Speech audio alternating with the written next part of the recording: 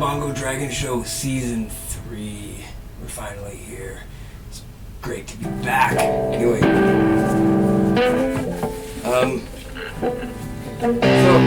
I got a few things exciting here tonight. We're talking about a few nits here in the episode that we're going to go through. And they're all going to contain pretty much the same dialogue. We're going to rock out. We're going to jump right over to the main desktop afterwards. We're going to go through a bit of music theory. We're going to unshroud the ancient ways of guitar playing.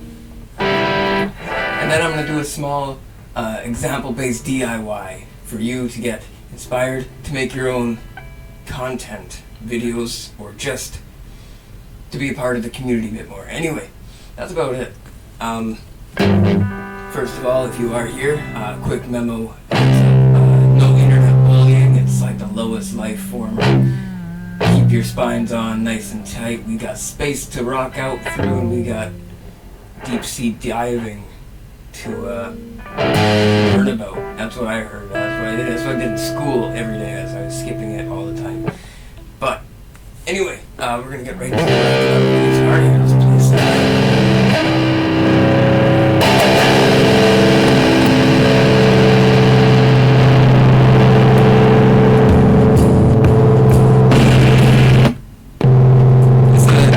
The Sambongo backtrack. Not really.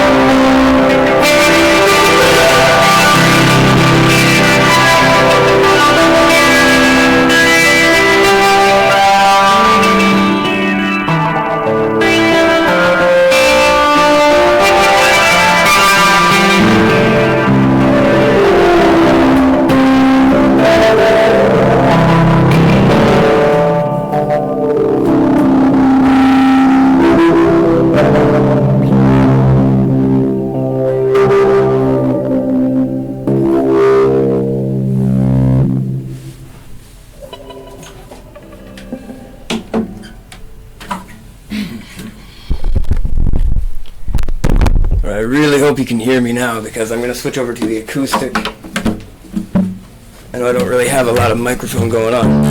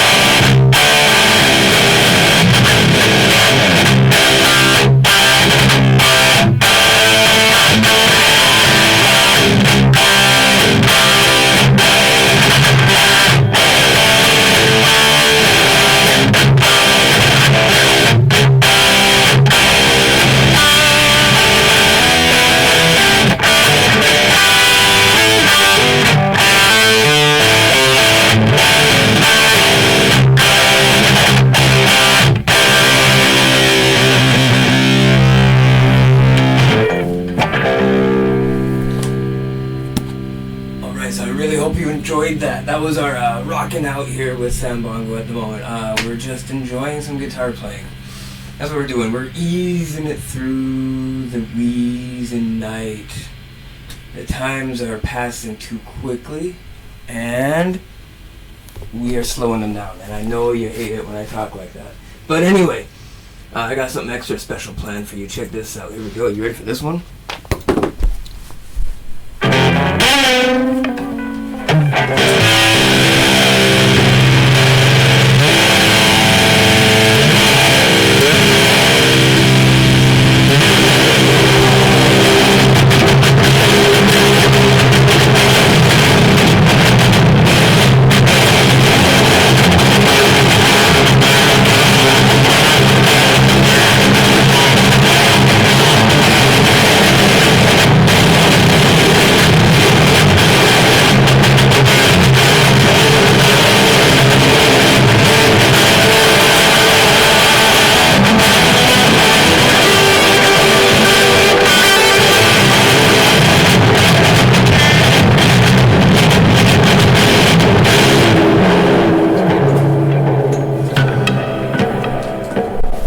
Yeah, that is our absolutely killer dragon dance. Sorry, it's brief this time, but it's okay. We're moving around here a bit. This is just the opening here. We got a lot of time on time. Time is on time. So, basically, what I have done here is I got a couple of settings of guitar for you, and I got a couple of backtracks that I think they're going to fit with. And I'm going to go through them and let you listen, because I'm going to pick one, but I'm going to show you the ones that are next, so that you have an idea of what we're doing here too.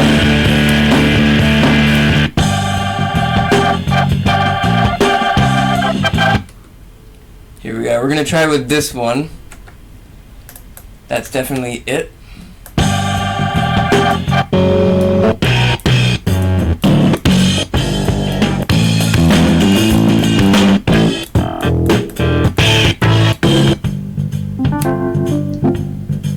This one, I don't know how far it's gonna take us. And maybe this one too, because it's fast. But I'm gonna stop messing with you.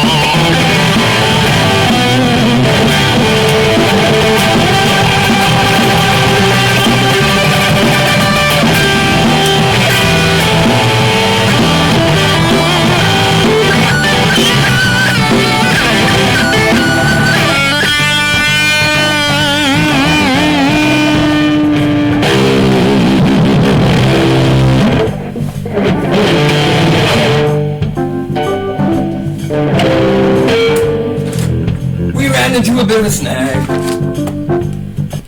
That's okay. Sorry, I just tried to talk into the can. I'm sorry about that.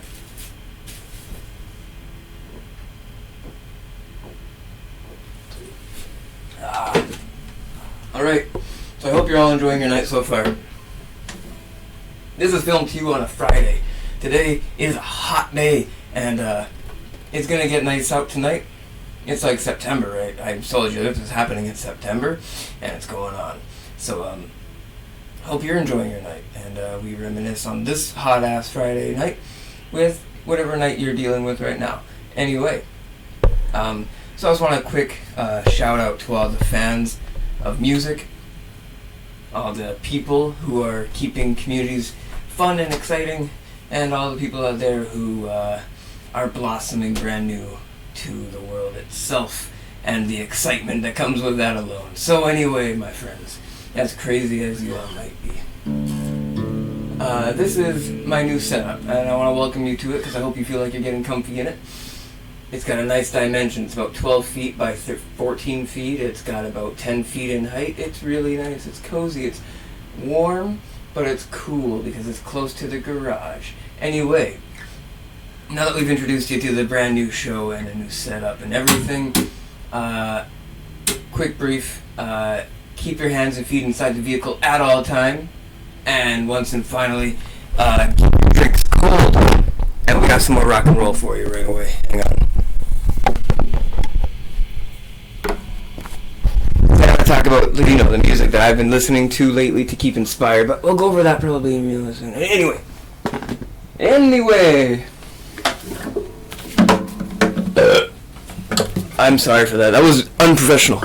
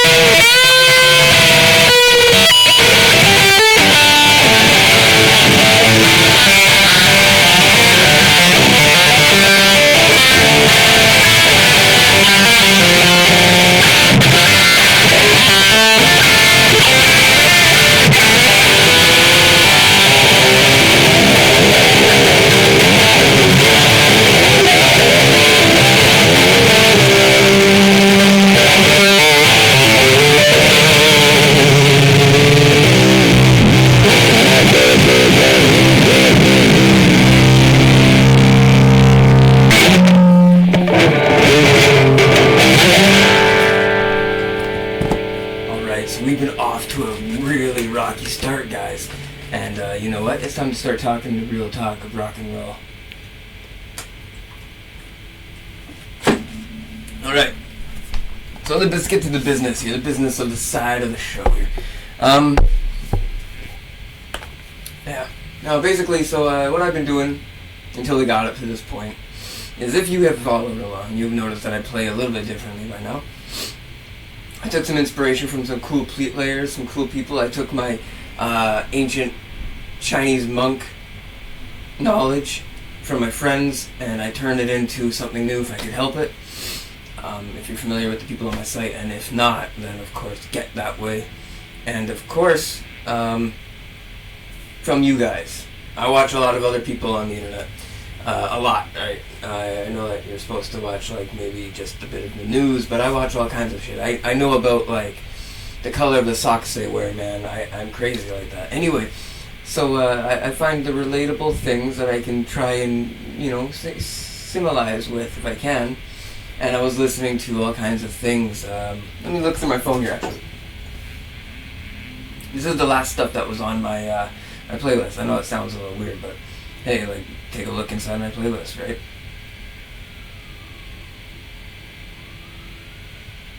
So the last song played was Comfortably Numb by Pink Floyd. Bad Bad Leroy Brown by Jim Croce. Float On by Modest Mouse. Come and Get Your Love by Redbone. Mama, I'm Coming Home by Ozzy Osbourne. Rooster by Alice Chains. Nutshell by Alice Chains. Fleetwood Mac.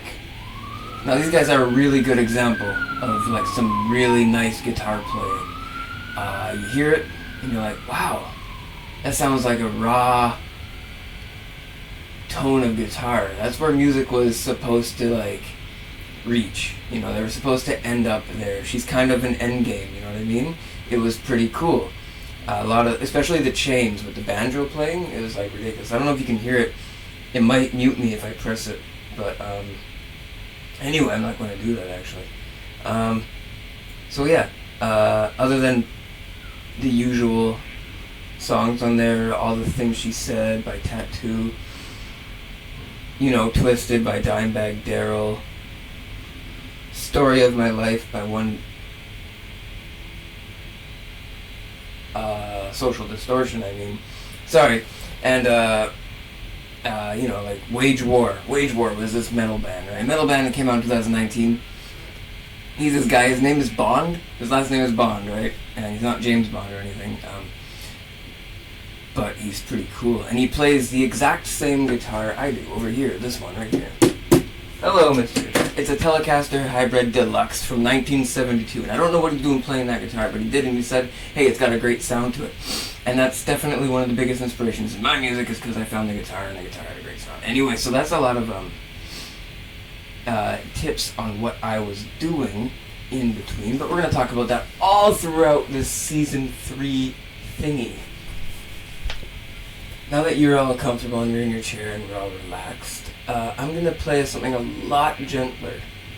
And let's see if we can really feel it this time. Because the guitar needs to breathe. No matter how you play it, no matter what styles you think it means, you gotta play the guitar for what it is. Let's do it.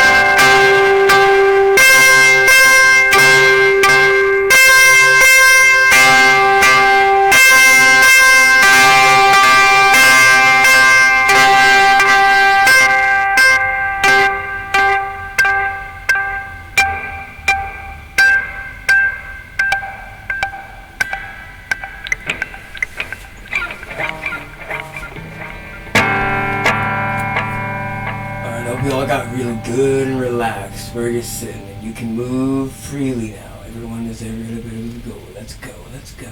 Anyway, so I found a little bit about it when I was playing. Something about the chains from Fleetwood Mac, where they do that cool thing with the banjo, and then they really speed it up, and it's like, oh boy. It comes from a different time of life, because I was trying to relate the difference between that and maybe Wage War, and that's probably a weird combination. But the factors that really come into play can probably really show on an acoustic, and that's what I'm going to do quickly now, while we have the time, because this is the beginning of the episode. I'm going to turn it off, the main camera. I'm going to switch over to the webcam, let it charge for about 25 minutes, 30 minutes, depending on how long it takes us to go through the theory a little bit, and then we'll turn it back on, and we'll proceed with the DIY and the rest of the episode. So thank you so much for me. Another minute to show you what I think an acoustic guitar might get away with better, plus what I would do with an acoustic guitar to monopolize on that fact, because it's different.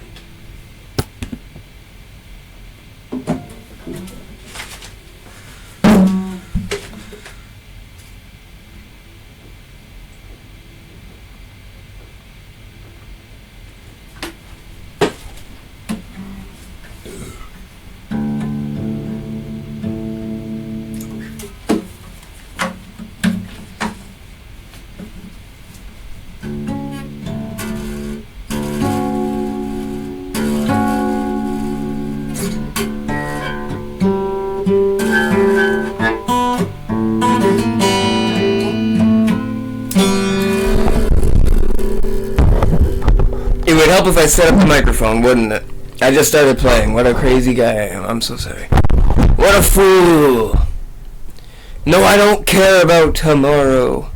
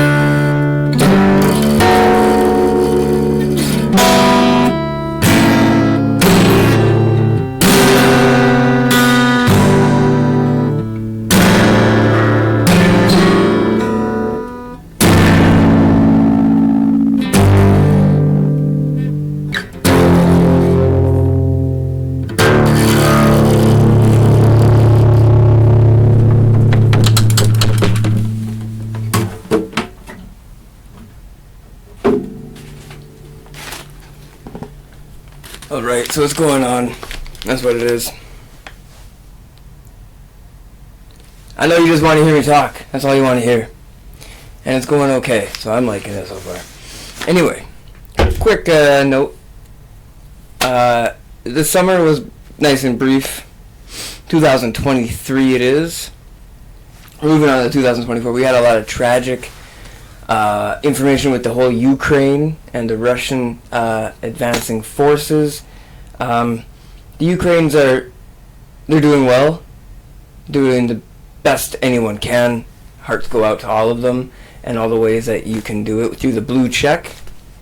If you know what the blue check is, the big blue check, go to the blue check, donate some money to them, help them relieve that war, because money is how you win a war.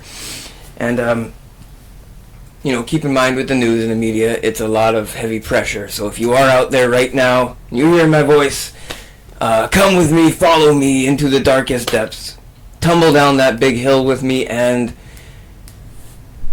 we'll get through it. That's all I'm trying to say. If you are suffering with that anxiety and that need for simply more, and nothing seems to curse harder than your own ability to put things in front of you, then I want you to take a quick break with me, take on what I have, and let me breathe it through you. Hit the like if you have to. I'm sorry, I don't know. I think that's how that works. But that's what I'm trying to do here for you by playing the guitars. We're mixing it up nicely, I think, so it's going to get weird. I'm going to turn on the distortion for one final time, and or maybe not the final time, because I got a couple other backtracks I really want to try here. And yes, so I know it's heavy out there. You got time to make time, and when you get that time, and all the person does is talk about time when they have your time, you feel like you're wasting all your time. But take that time and consider the fact that I'm using that time to work for you during the best times that we have. Let's pop the lid on this banana peel.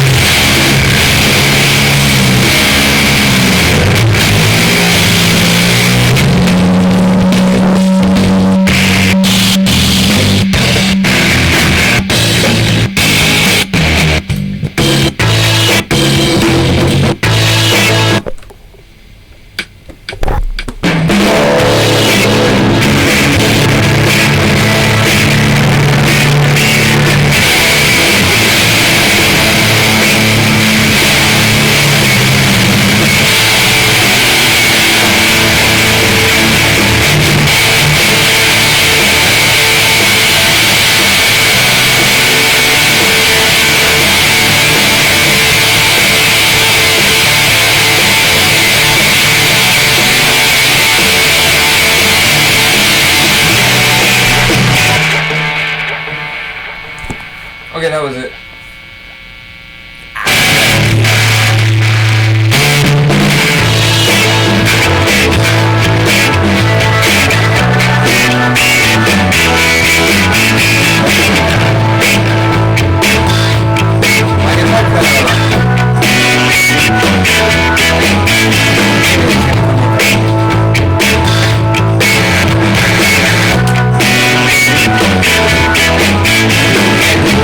That one.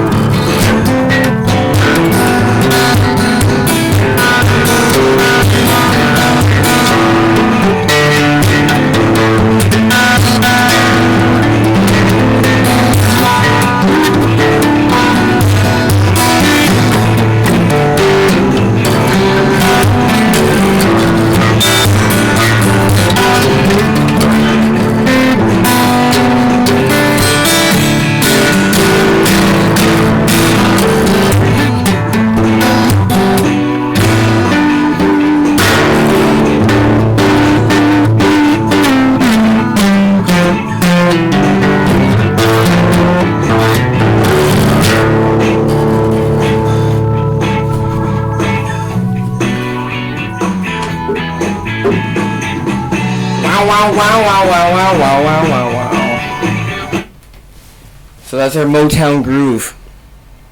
Now that was some weird stuff. I don't know about you, but that, I'm going to sit through it. Thank you so much for all the rounds of the applause. That was a lot of fun.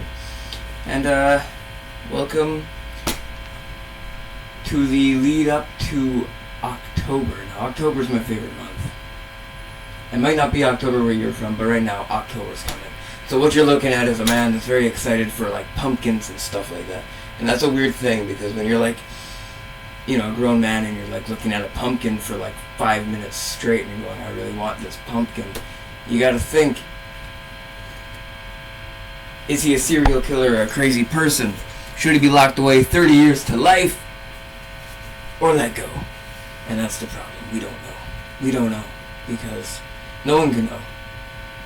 It's all we got in life. It's pumpkins in the bins and watermelons in the summer. It's so weird how it turns from a watermelon to a pumpkin.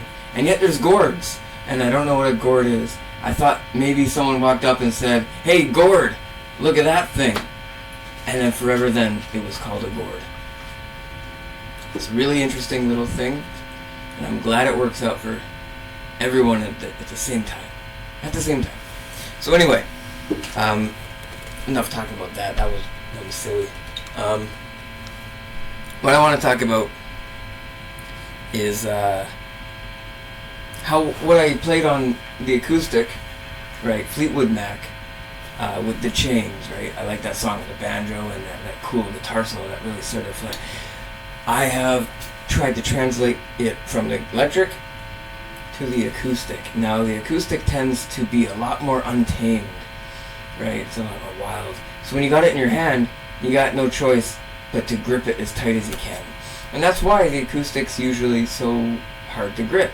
I mean, it's not necessarily why, because physics or science or whatever it is. Anyway, you got to think about it. If you're gripping it that hard, it's because you're literally having to grip it that hard. And the sound is wild and untamed. So, anyway, if the electric guitar wants to complement the acoustic guitar, all you got to do is find the compliment that the acoustic guitar can pay you in return. And that's the best part. So that leads us off in the first episode ever of Rock with Sambongo, Season 3, my friends, Season 3. And I'm going to be doing this all the way up to November. I'm probably going to skip Halloween. I don't know, I might not. I don't know. I was going to skip a few other days, like Thanksgiving, but maybe I won't skip Thanksgiving. I don't know. And thank you so much for being here. You guys have been awesome. You're awesome. You're looking good, champ. And if you haven't noticed, there's no Muhammad Ali behind me right now, or in front of me. And that's a sad thing because, you know, I love looking at my picture of Muhammad Ali. It's a really cool picture. And I learned a little thing a little while ago about Sonny Liston, the man that fought him. He used, like, acid stuff on his gloves and rubbed it in his eye. And he's like, I can't even see, man. Why can't I can't see. You rubbed it in his eye. What? Anyway. So this has been a pretty good start to the episode. I'm going to see how long it's going on. Take a break. Take a break, you.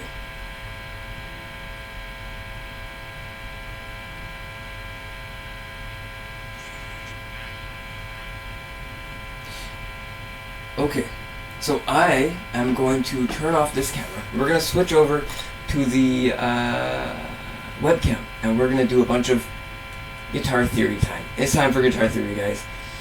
And if there's anything I missed to talk about, let me know. But that's in the comment section below on YouTube when I transfer this over. So anyway, thank you so much for watching. This has been a lot of fun so far.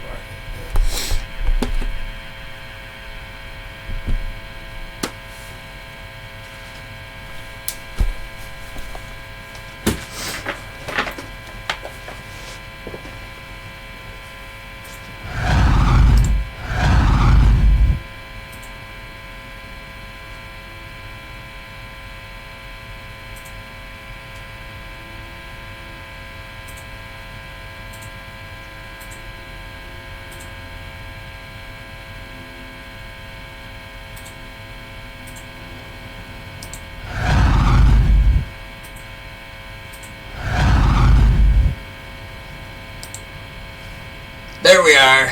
I'm sorry about that. Okay, so I was loud. Alright.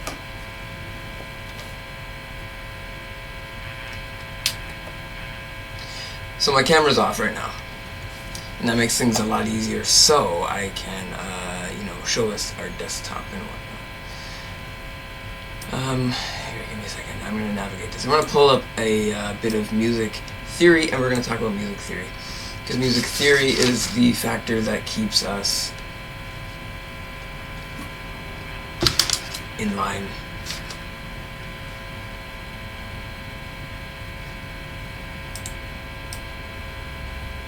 Whoop. So I hope you can see me. Okay, so this here is called the circle of fifths and the key signatures that go along with it. And we're going to learn a little quick something about the circle of fifths and the key signatures that go along with it. Because you wouldn't do one without it. Anyway, okay. I wonder if you can see my mouse. You can see my mouse. That makes it a lot easier. This is a G. This is an A. Oh, sorry. This is a G. This is a D. This is an A. This is an E. This is a B. This is an F sharp. This is a D flat. This is an A flat. This is an E flat, B flat, C, a F, and a C.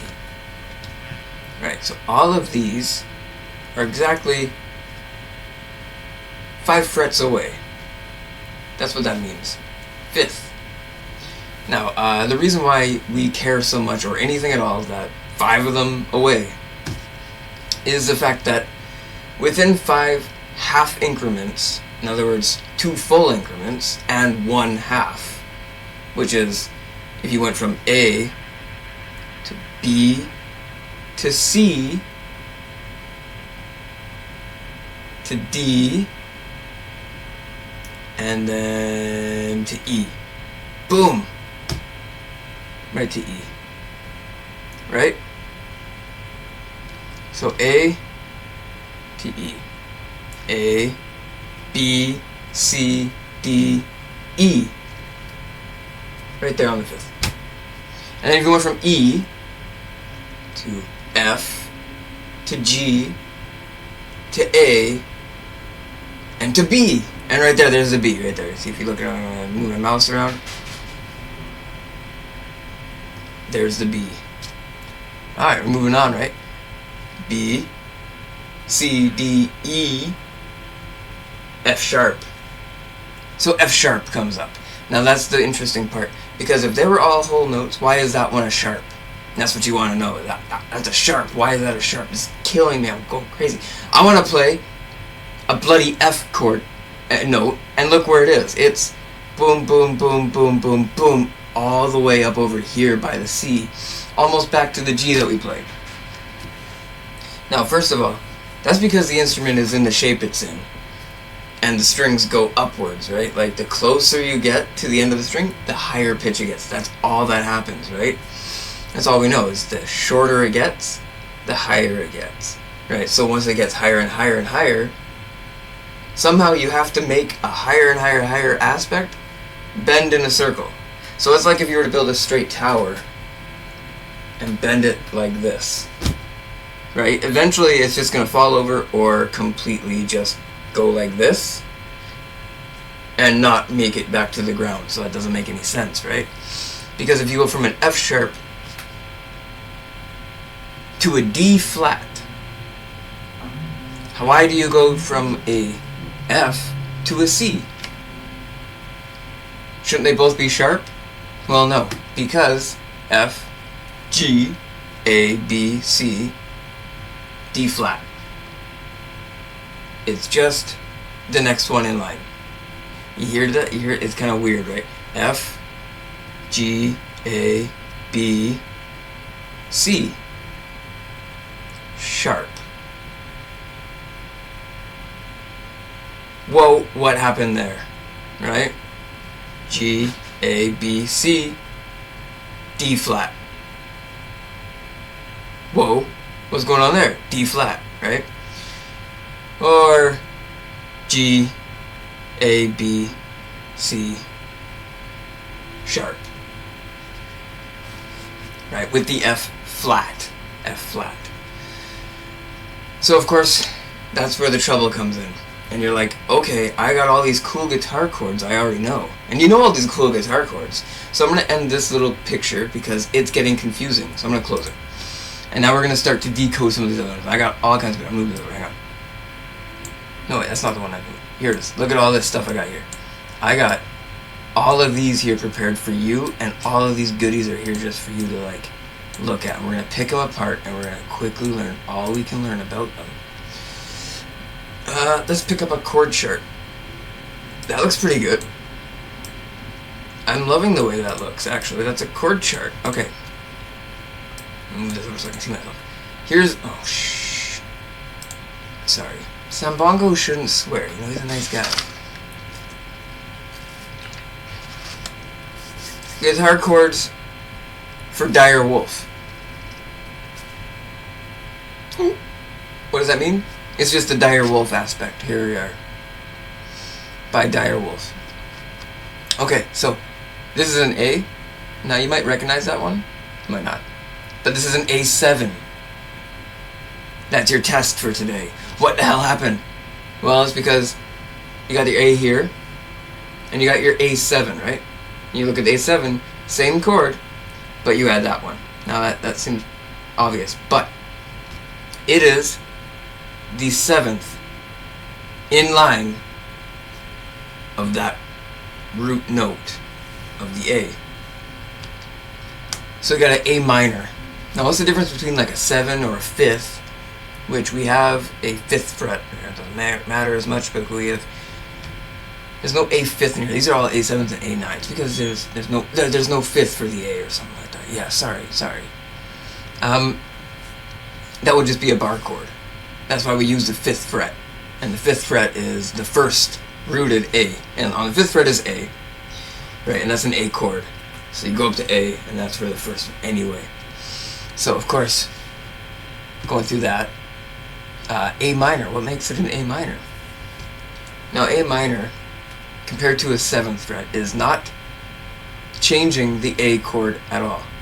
Right, you got the A chord at all. But an A minor changes the actual root A chord. 2, which you take a diminished note and you return it to a minor, so you have a major minor minor instead of a major minor diminished. And that's the science behind that. So we got a bunch of chords here. We're going to go over those again and again eventually, but we're not going to waste all our time. But what we have here is the 5th fret, and that's the A root. That's where you'll find everything in the key of A. If you have it in standard tuning, that is. And what we have here is an A in the 5th fret, and it's an E shape. So E to A, let's count it out. F, G, A. Boom. So E, right? F, G, A. 3, right? Now that's the weird part, right? But the chords are tuned straight up, and the 3 pieces of each chord are unveiled at exactly the 5th fret, right on the A. There's our mystery, there's our tool, there's our excitement. But the natural outcome of why we play an E shape here on the 5th fret A is because it is 3 steps up. Now 3 whole steps include 2 frets, right? So if you look at the first one, the 5th fret, right? You count the first open fret to 0. 0, 1, 2, 3, 4, 5. That's 6. That's 3 full steps. Pretty simple. So you got your way to count it now. Now you don't have to worry about that. Don't worry about it. But you got your way to count it. And now what you have here is an A7. A7. That is what I want you to consider.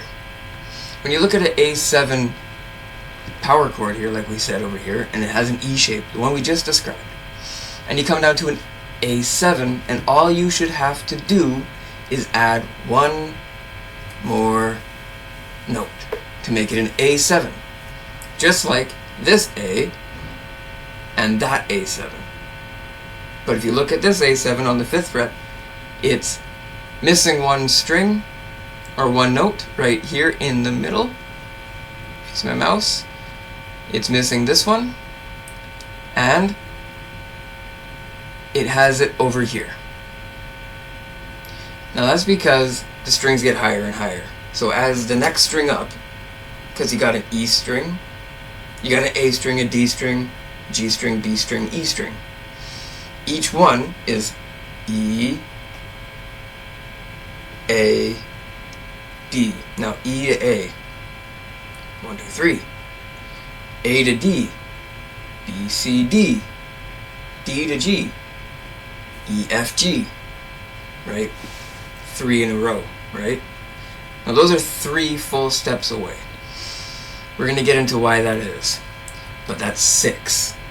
And there's 6 strings, and they each change. Kind of like if you imagine a rainbow. So there's all I'm going to show you for now. That's just mystery. We're going to close these chords because there's way more chords out there, guys. Now anyway, we're going to talk about something called, this is called the Andalusian cadence. Now the Andalusian cadence can be different in so many ways. Here's how many we got. We got 1, 2, 3, 4, 5, 6, 7, 8, 9, 10, 11, 12.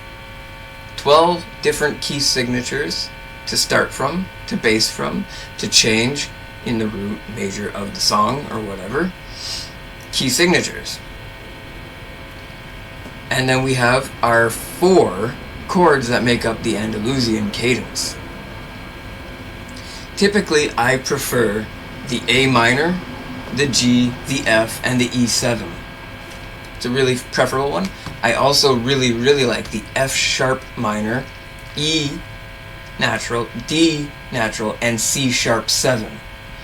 The Andalusian cadence, one of my favorite ones. Anyway, not to mention the A flat minor, the G flat, the F flat, and the E flat 7. Not too unfamiliar from the D minor, C, B flat, A7. Now I just threw a lot of chords out there.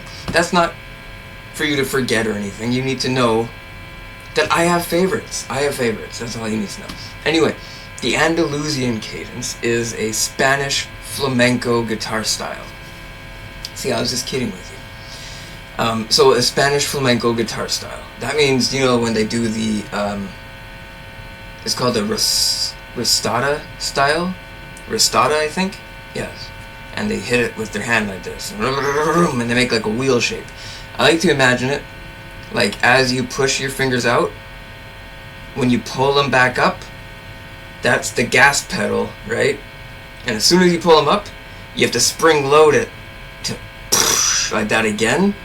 And you get that, and you go faster and faster and faster and faster. I know it's weird. I went, right? Anyway, so this is the Andalusian cadence, and I only bring it up not to confuse you, but to excite you in the fact that all those crazy weird chords that we were just talking about, using the circle of fifths, including the fact that these are sevenths, make up a certain thing called the Andalusian cadence. Now, not using the circle of fifths, we would be using the circle of sevenths in order to find that extra note for the style necessary to create the Andalusian cadence. It's used many times in heavy metal, all the time, for things that really lay you out on a plateau of field. You know, if you imagine yourself looking over a farm in the farscape and you're a rich man and you have all these machines running at once, you would probably have like a bit of an accent to you, right? You would have a really strong accent, you know what I mean? Because like you're a businessman with a completely earthy aspect, so like a farmer, businessman. Anyway, so that's the Andalusian cadence in the script. So we're going to leave that description right there, and we're going to get rid of that, sorry. And we're going to take a look at something here. This is simple. Oh boy, finally something simple, eh? Well, we're helping you decode it soon, so if you do see these, a little bit less fear at a time. This is a G minor, F, E flat, D7. This is a member of the Andalusian cadence. because it's rooted to the primary A minor signature, to the F minor signature, to the D flat, to the D7 signature. Sorry, you get familiar with the chords as well. The E flat, my E flat, I love E flat, it's a really good one. D7, a really good one. F is the best chord ever, and G minor. You can't go wrong with taking a G and making it a little bit groovier. So anyway, this one is a G minor, and if you were to take your 4 notes, move them in line, you would play them flamenco style. Now, playing these flamenco style means that you don't have to worry too hard about how much you put into each and individual section, how creative they get, how stop and go, how go-to you depend on. You don't have to worry about that. And so that's why we like something called the Andalusian cadence. It came up back in the 18th century or 16th century when Spanish guitar was invented. So let's close that. That doesn't matter as much, but it's an example for why we're looking at the circle of fifths in the first place, which I will be returning to right now. Here you go, guys. This is to blow your mind. This is to make you very confused. As soon as you look at it, all I want to know is that you're having a little bit of trouble seeing what's going on here. So of course, don't look at it too hard, because we're going to decode it right now. And it's going to be simple, but you're not going to have to look too hard. So right here in the middle, we have this big circle. Right? On the right-hand side, we have a huge bit of script. And it looks kind of like a legend on a map. So let's leave that aside. Now, on the very, very top, right, we got this huge bar, like doing your taxes, right? And it goes 1, 2, 3, 4, 5, 6, 7, 8, 9, 10, 11, 12. You need your 12. So you got your minor second, your major second, minor third, major third, perfect fourth, tritone, augmented fourth, perfect fifth, minor sixth, major sixth, minor seventh, major seventh, octave. There we go. But let me describe to you one more time. There's only 12 before it reaches the primary root once more. You start with E, you go up to the 12th fret, and you end up on another E, right? Now my new guitar has 24 frets, so when you go up another 12 frets, another E. So 12 frets away is the other exact valued note, even though it's much higher. So that's why we have these, but we call them each individual things, because we know that each individual one is able to contain a minor, a sharp, a flat, a major, all of those things in the key signature they possess. So we're going to leave that just where it is. Forget that even existed. Shapes we're going with. We got these big boxes here. This big box right up top contains scales. The box underneath it contains something called a tonic, a subdominant, and a dominant. That's cool. Those are the scale itself. Scales, and then the dominant, subdominant, and dominant. A tonic. Tonic. It's called a tonic because it's not a dominant, but it's stronger, it's less, right? It's less than the dominant one. Even the subdominant one. Then there's a tonic. And so we call it the tonic. You know that. We know that. It's up here. Something called a pentatonic includes 5. Pentatonic. And we're on the circle of fifths. We're really going to help you out, link these together. Moving on down. We got another box of keys. We got common progressions. We got modal interchange. We got parallel modes. We got Japanese progressions, because Japanese style includes all 12. Western style includes 7, or the structure of 8. Right? Up to G to G. Do, re, mi, fa, sol, la, ti, do. You gotta go back to do. So 8. Because there's 2 different notes for the... Anyway. It's typically 7, and all you say is 7, but unless you say do. Anyway, so we got chord substitutions. Now we're getting crazy. Oh great, this is so much fun. That's why we're doing this. So what you're looking at now is a sheet filled with nonsense and a big circle in the middle. What we're going to tell you now is that circle in the middle, each and every note that you see there is 5 half steps, 5 frets, 5 individual increments physically in a row. So if you were to take full melodic sequence, like so, this notation like this, do do do do do, and you were to relate it into tablature or numbers to directly put your finger on the fretboard or key, this is what music theory is physically doing with the instrument to actually show you that. It's always going. It's like it's moving. It's like it's rolling on a wheel. It's like it's a road that's always passing by. So, if each of these is 5 away, and you can promise yourself that, in the factor that you are going to the next note in your sequence and not skipping to the sequence below it, which may be becoming the trouble of your actual visual reading of it. And you just have to go back and relearn it and quickly rethink it and continue to read. It's like if you stumble on a word in a book. So anyway, that 5 frets away. Ooh, wow, okay. So what we got here are the things that are weird. Let me think. If they're 5 away and we have 12 frets, that doesn't add up. We have 2 more to go. Let me just clear that up for you. You can take all 5. 1, 2, 3, 4, 5. You got a perfect 4th. Let's take a look at that right there. 1, minor 2nd, right? Perfect 4th. Now if you go to the 6th, right? You got your tritone or your augmented 4th. Now that's what's weird, right? When you get to that skip where it says, oh shit, was that a flat or a sharp? And you're like literally either 2 notes away or 2 notes under, and you just want to stay in a straight line. That's because when you get to the 5th step, you're on a perfect 4th or a tritone, and tri means 3.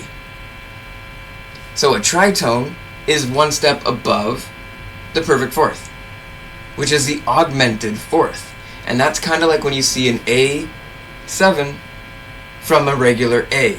You add an extra note. You're going up, add an extra note.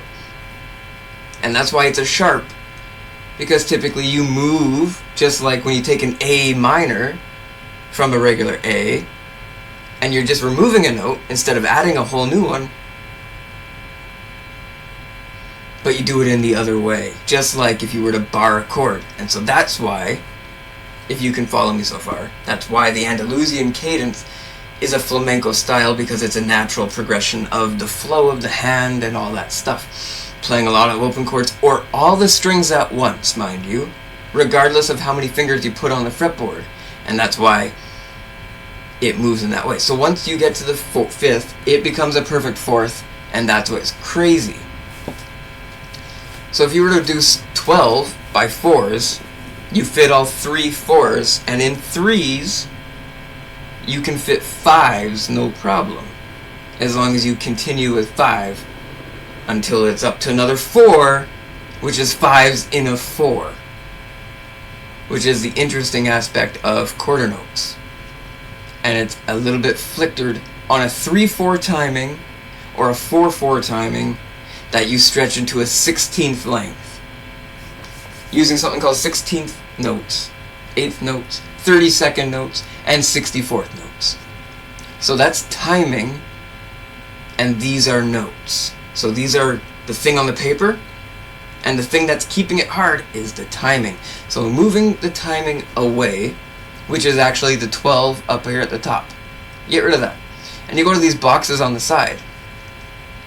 What is a major? A major is, well, what in that sequence is the major notes. What's a minor? Whatever in the sequence there is the minor notes. Which means you pick one and you play that one because it's in the key signature. But you make a minor note come next and another minor note. And you use those and you keep playing in that key signature and then that key signature, because it's all the same key signature, and you play in a pattern that resolves in a perfect notation cycle, and you use those just like the alien extra fourth to fifth to fifth to fourth to augmented to perfect tritone, skip between a flat or sharp minor between a 1 2 3 4 5 or a 1 2 3 4 banana for some reason, and you use that weird threes to breach into the perfect circle of fifths, and you reach those fifths, and now you reach every single one. But each and every single one of those has to make its way through the originating alien factor of whatever section you have chosen to be a major, minor, dominant, add 2, add 4, add 11, add 9, sus 2, sus 4, dominant 7, sharp 9, dominant 7, flat 9, dominant, sharp 5th, dominant 7th, 5th. Diminish, diminish 7, augment, augment 7th. Now you don't, now I'm saying that because there's a limit to it. There's a limit. Why was there no augmented 5th? Why didn't we say augment 5th? We said augment 7th. We're talking about the circle of fifths. We should put like a 5th in it, not a 7th. Well, that's because mathematically you can go all the way around the perfect circle of fifths, including that weird seed of special stuff you added in the beginning. As long as you use it to reach around, it might just take a lot longer. So now you have 3 chords, right? But it's taking a lot longer to play the full song. Now that's a crazy one, because if you had 4 chords, you had more ways to get there. You're just smarter. So typically, the more chords you add, actually the more complicated it gets to even play it, despite the complication of the sound you are making. That's because you can add a perfect 7th or an augmented 7th. And these come down to the actual major 7th before the octave. And if you end on the major 7th before the octave on the 11th fret, just before the flat or the sharp or the natural, that's exactly in replication of the 12 frets it takes and the notes and tones in between and all this breaches of them in relation to the 7 actual standard notes. So how does 7 fit into 12, right? It just does. When you reach it into A sharp, B sharp, C sharp. Now that's broken because it's A, B flat, B, C, D flat, D, and of course, there we go. That's where D flat, G flat, F sharp, B. Anyway, that's the perfect circle of fifths.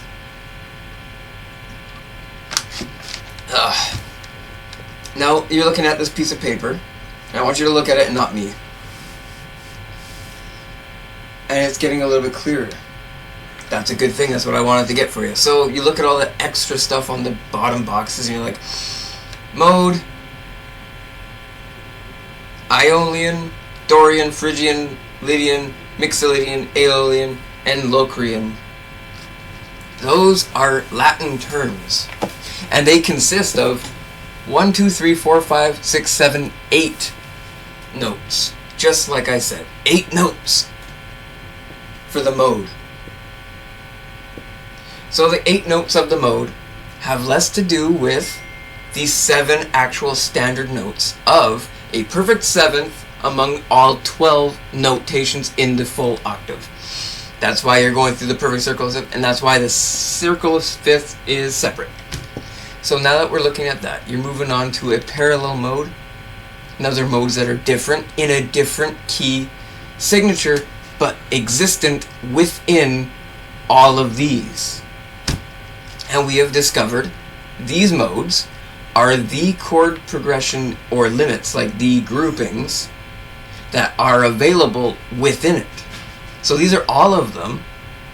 However, you can make your own. So how complicated is that?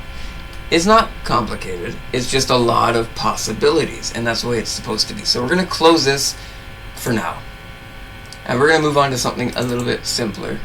It's the perfect circle of fifths. It's a little bit nicer looking. It's mysterious. You look at it and you go, I think I know what I'm doing here. I can do that. And we're going to move on over here.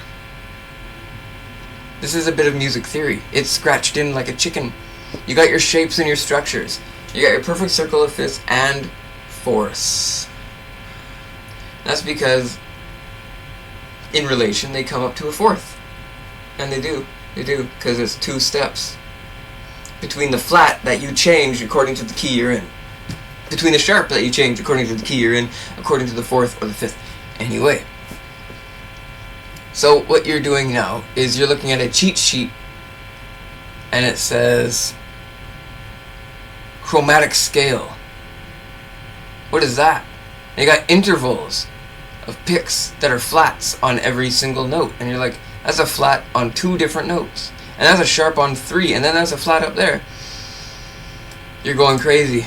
And what you should do is you should look at your music theory and you should say, why isn't there a bunch of crazy stuff at the front of it?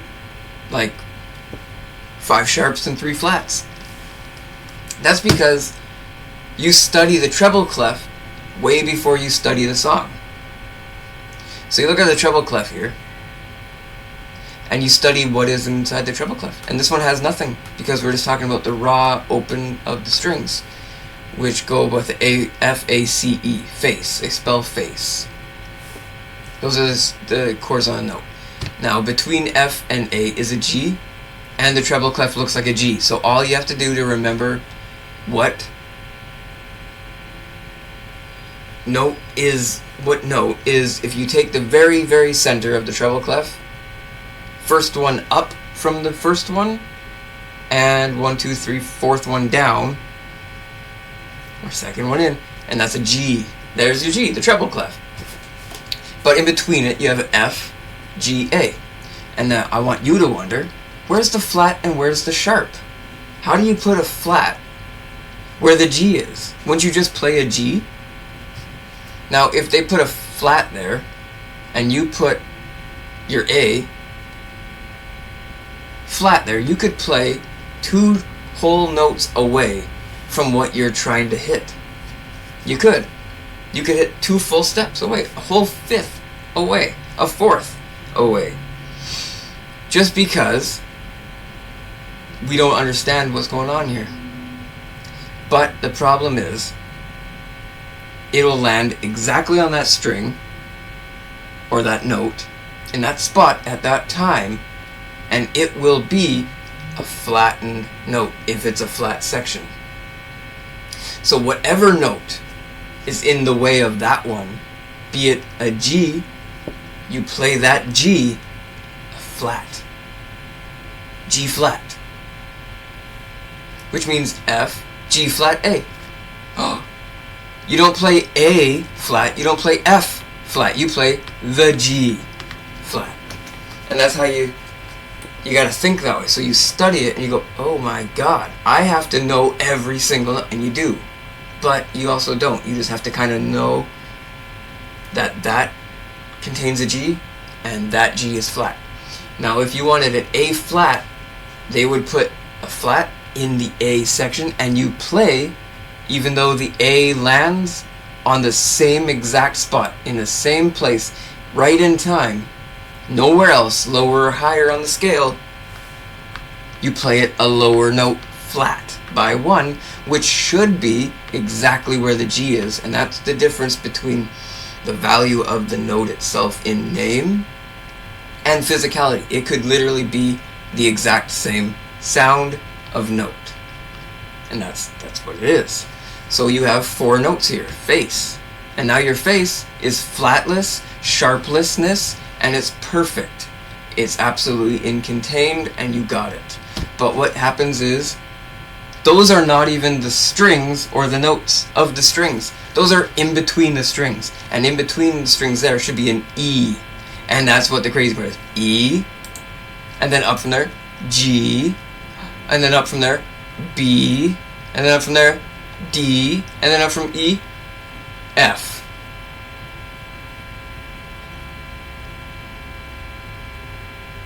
F, yeah. And so there we are. An F over here and an F over there. They're not a full 8 away, they're a 7 away. 7. And that's where it gets kind of weird, because there's no more after that, right? The next note is valued, caught within all the circles and all the rhythms, that it always comes back to 7, no matter the instrument, no matter what you're using, your voice even, no matter the instrument, it comes back. And so let's take a look at a guitar scale chord. What is a chord? Because you want to play chord, it's not just a scale anymore. And you put all that information away. You got a building a D minor chord in the key of C major. And this looks pretty complicated, but all you need to know is there are 3 steps to making a chord. Only 3. And sometimes 4, because sometimes we get crazy. But we know what those ones are called, because there's augmentations and there's natural augmentations. Because there's the chord that comes next, and it shouldn't be a flat or sharp or minor or major or anything, it's just the next one. But it is a crazy named, labeled chord and section. So basically, you got your root note, you got your third, and you got your fifth. So you go to the circle of fifths, you grab one of those chords, those notes. You take your root, you grab your root, and then you need something, you gotta take your third. Boom, 3, that's your magic number again, 3. So you got root, you got your third, and you got your fifth. And that makes a chord, and that makes a very common D minor chord in the key of C major. So what makes you able to play a D minor in a C major? Wouldn't you just play C major? Well, that's because if you look at these notes here, all 7, C, D, E, F, G, A, B, C, right? You would notice that from C, the next note over is a D. The third one over is an F. And finally, the fifth one to the very end is an A. So you got a D, F, A. So if you have the key signature of C, and for some reason your root note is a D, what you need to do is count D, E, F, I need an F, G, A. Now, by the time you get to the G, you should be back to the perfect fifth, because you ran out after 5. After 5, you ran out. And you should go back, oh boom, right back to the first one. Now, depending on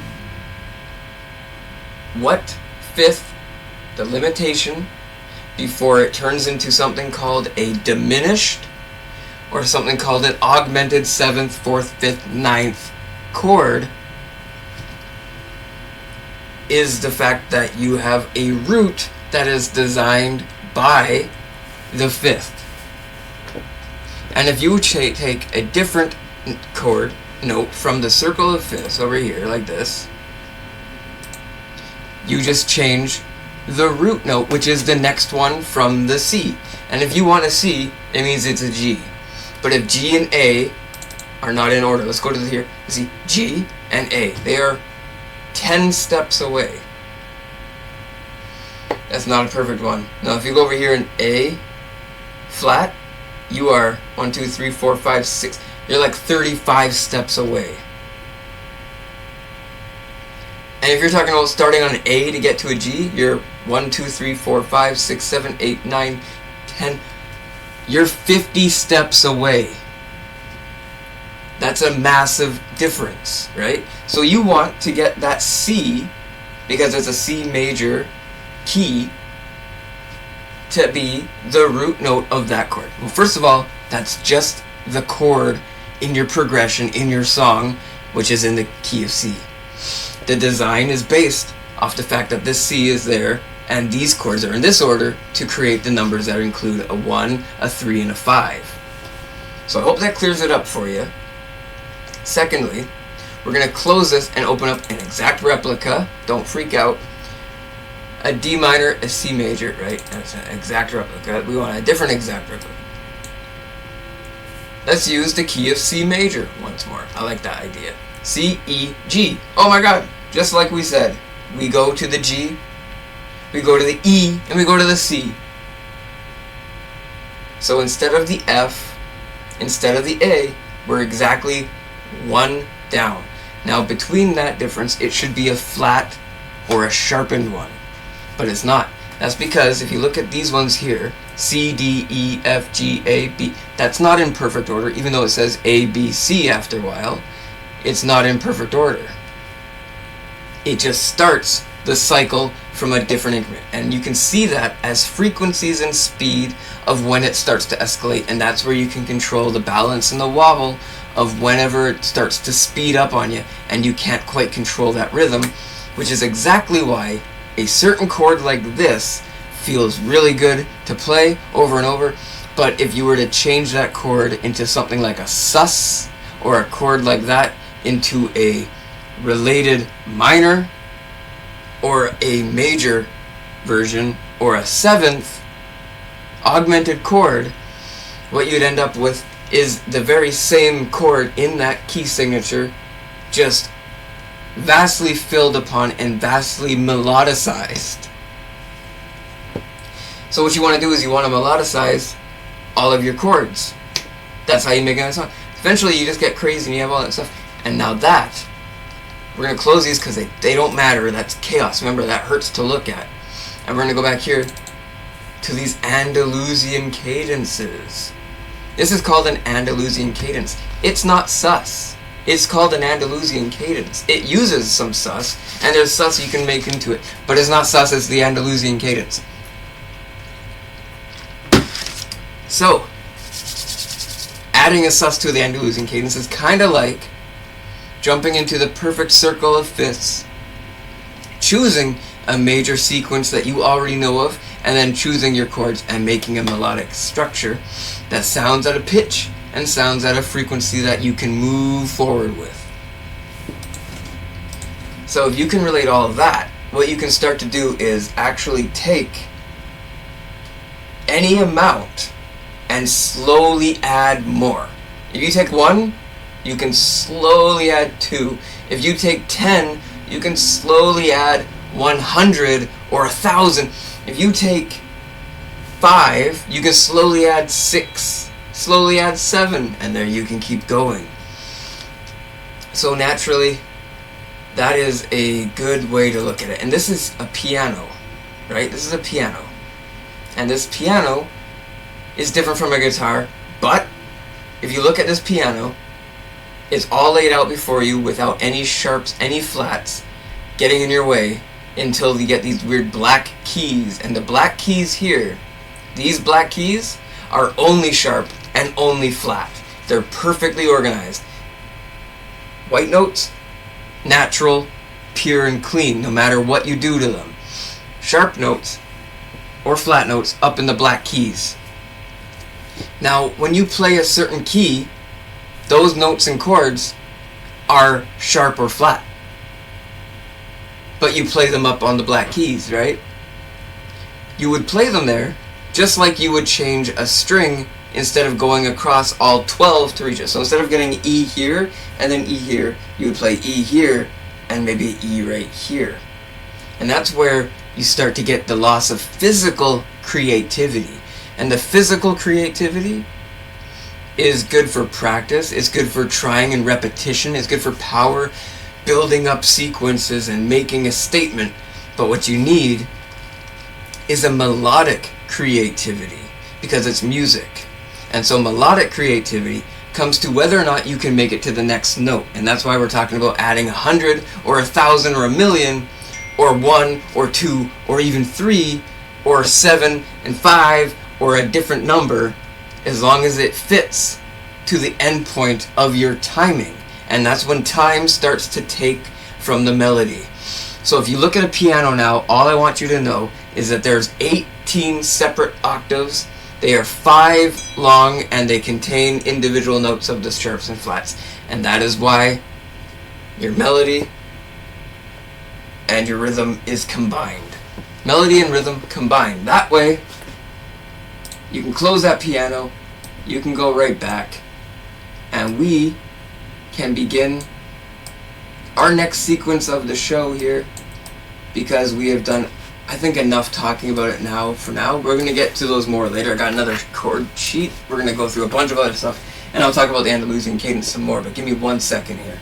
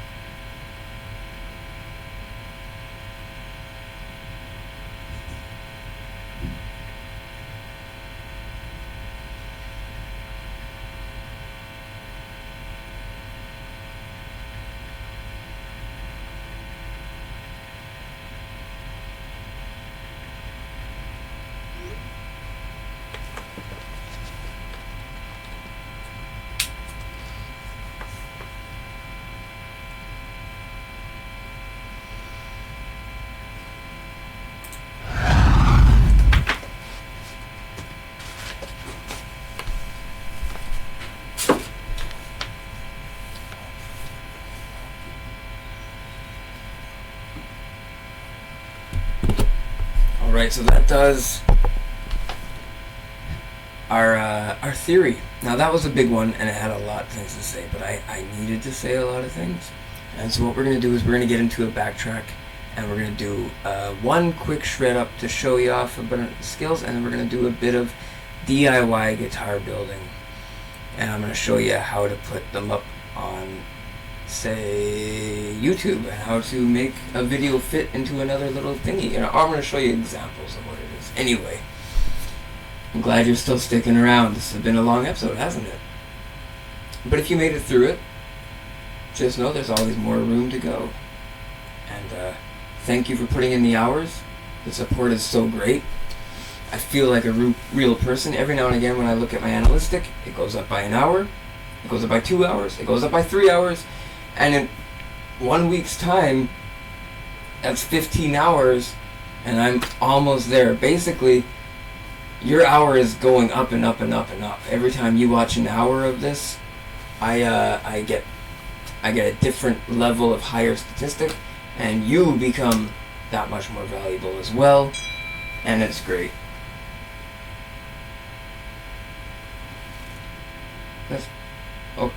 Anyway, I'm going to play the guitar for you.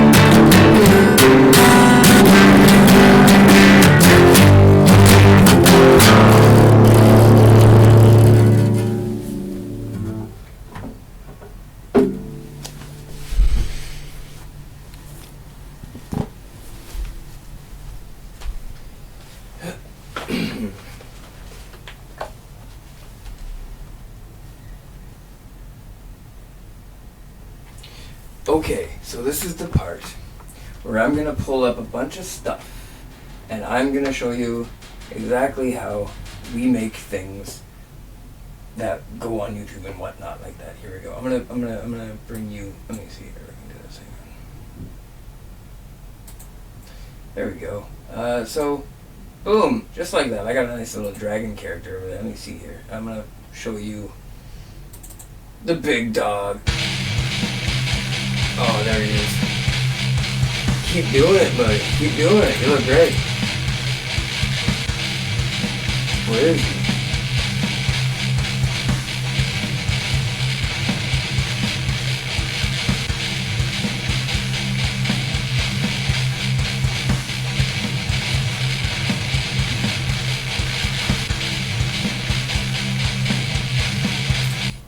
So that's just a cute little guy, right? And he's my favorite dude. And this dude.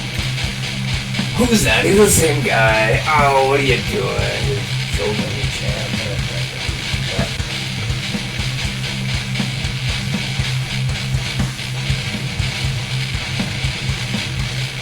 And he's dead. That's what he is. So that's what we're going to talk about here because I'm going to close this thing. I'm sorry. I got a lot of things on my desktop. But say you have a perfect video and you absolutely have to have a bit of sound to go under it.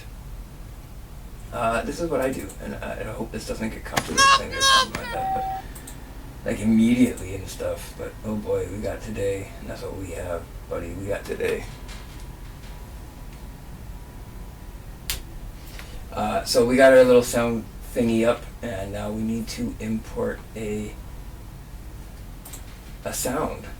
So we go to here, and we take, crap, I don't know which one has a sound. Let's just take, is this one it?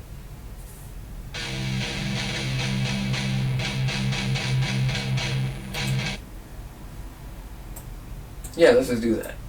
Boom. That's perfect. We move this here. And we have to duplicate it. And we duplicate it. And we cut it right here. And we get rid of that. So this is what you would end up with.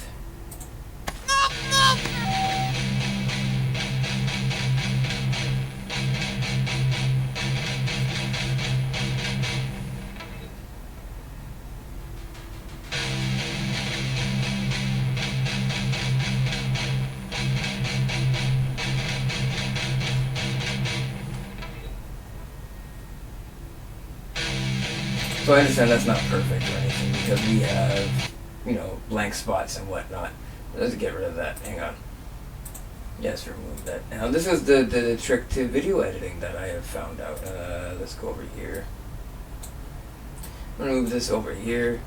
And I'm just going to put the whole video in it. Because why not?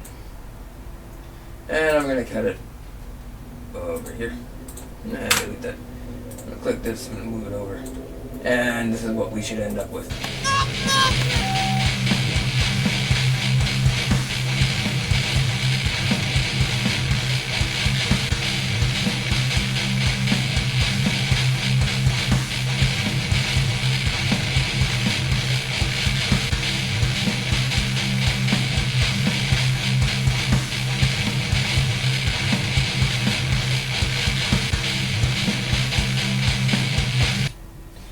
So that's pretty awesome. He's looking like a really cool guy. We're just going to hit a little export here.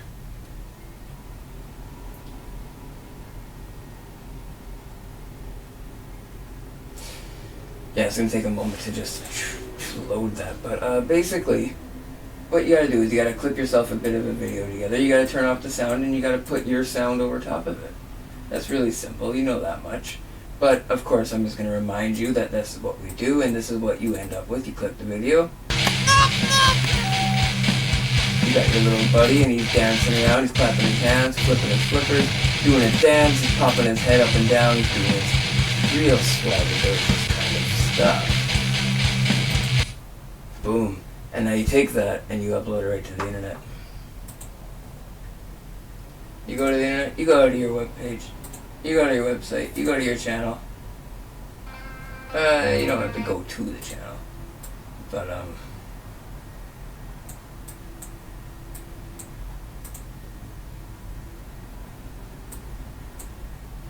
And you just click the little upload, just like so.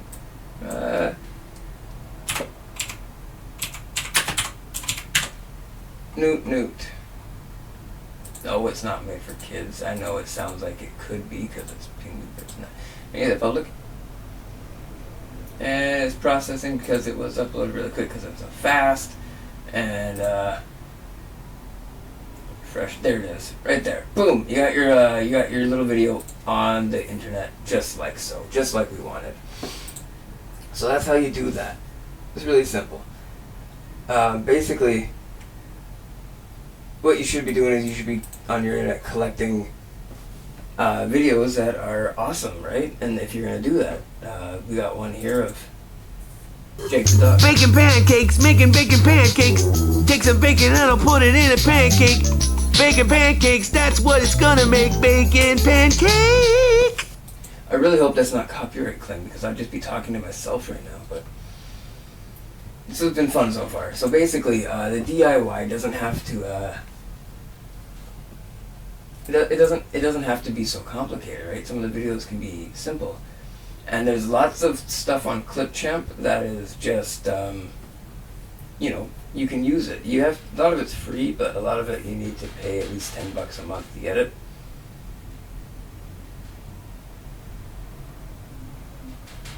And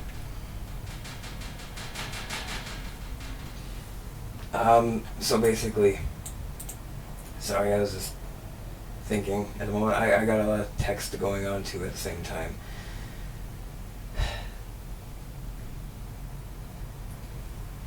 Well, anyway, what you can do with those little clips now, DIY style, is you can pop them up on your screen like so.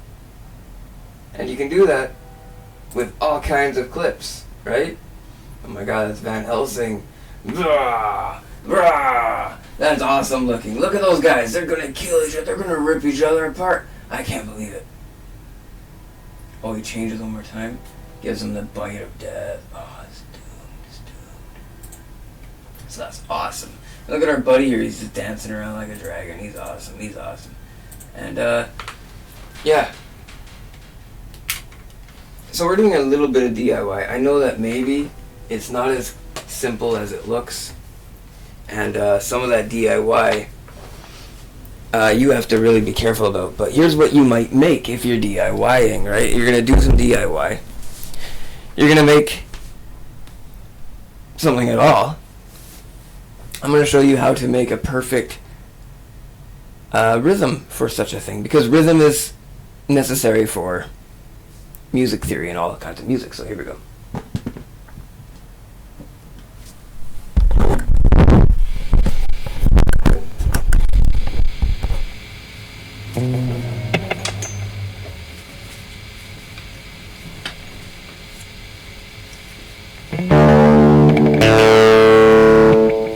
So if I were to DIY it, I would pick the coolest thing in the world. Pick a picture or a little cutscene from a video game with like a lot of atmosphere. You know, The Last of Us and stuff. There's a series that's coming out.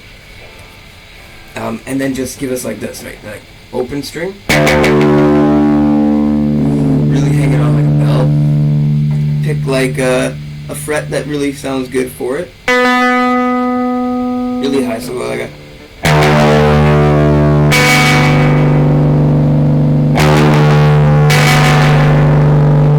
Nice. No, I would just let that repeat. Honestly. 1, 2, 1, 2. I would let that repeat for the entire song. Because the problem with the way we talked about rhythm and stuff and that is you want probably the least amount of notes possible in order to keep it as complicated as possible. So if it's really, really complicated, people are gonna like the sound of it if it's only one note. Right? 1, 2 notes with the most complication. People are gonna love that. So basically, you give it another note in the difference, but you just take your finger off the fret maybe. That sounds pretty good. And what I would give it is maybe some harmonics. I'm going to test out the 1 or 2 harmonics that I would use in order to get that kind of vibe and feel.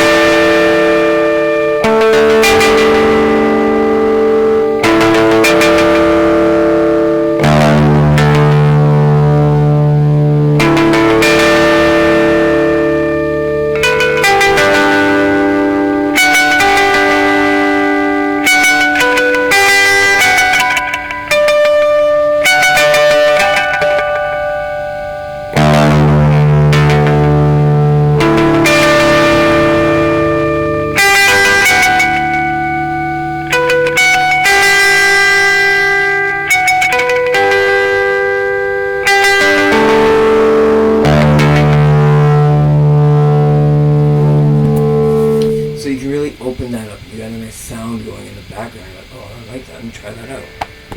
Hang on here.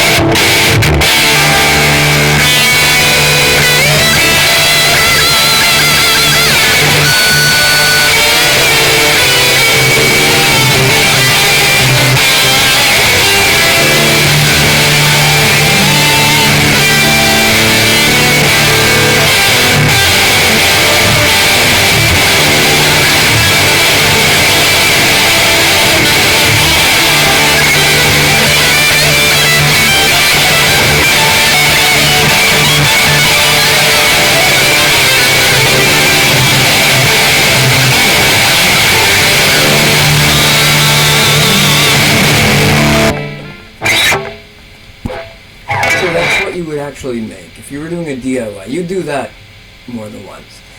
You put that on a few things. You put that on one thing. You try out a few other things. You do it again and again. So DIY, I want you to keep it nice and simple. I know I tend to bring you all kinds of crazy rock and roll styles maybe no one's ever heard of before. In fact, including myself, because I do this a lot of the time from straight improvisation. And with that being said, if you could improvise on an acoustic guitar, I'd like to see an acoustic guitar player play something very natural, right? Very open chord, very natural. Just give me a nice...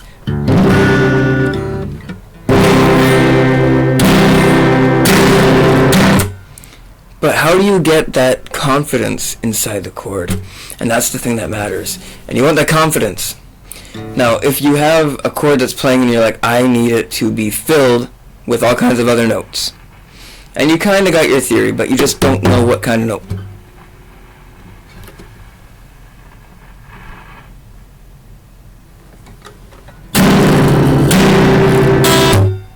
I want you to pause that note. Right where you need that fill, give it a pause and don't play it, right?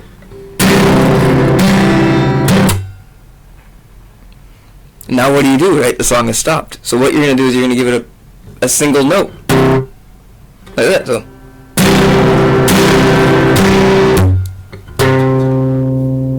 Just like that. That's what you got to do, right? So you try that out for a while. You give that a few chords, maybe you do it. Try it.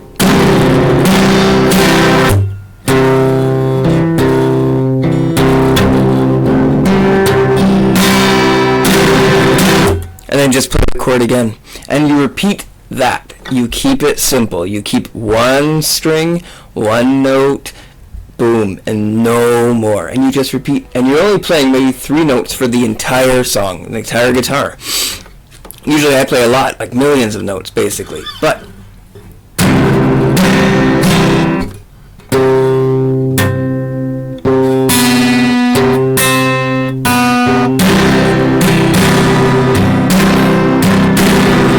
and then you just play the chord with your new modification. And say you play the chord with the modification over it.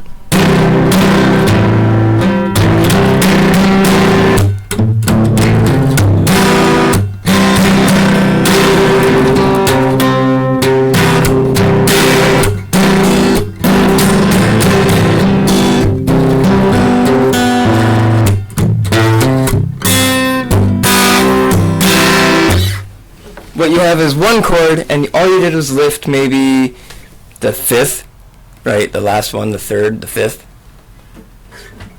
And maybe the root, because you know that the key signature is within control of the actual key signature of the song, and you have to change that according to, well, that's where I paused it again. And when I put my hand down on it, and I gave it a pause, I found that key signature.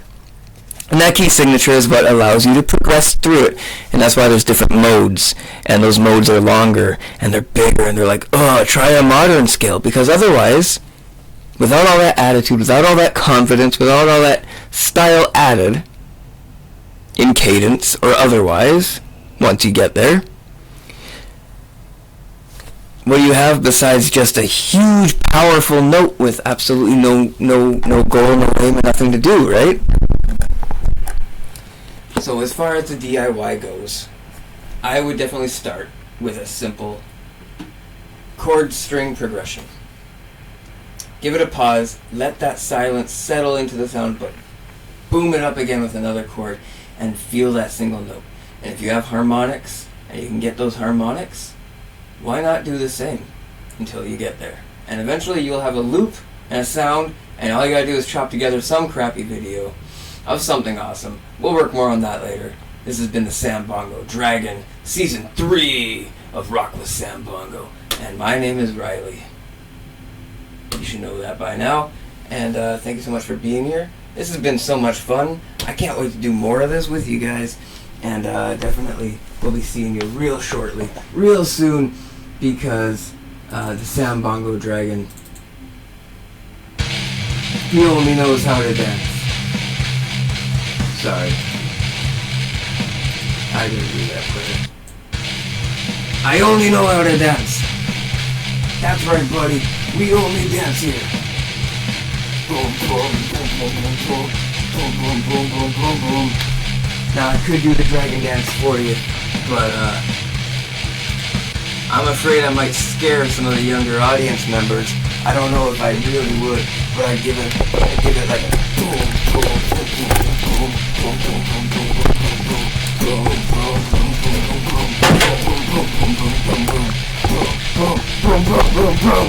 boom, boom, boom, boom. Sorry, I think I just hit my guitar and knocked over my stool. That's how you know it's rock and roll. Stool's on the ground, and it's not straight upwards. So anyway, guys, yes, I'm gonna come right up to the front of this, actually.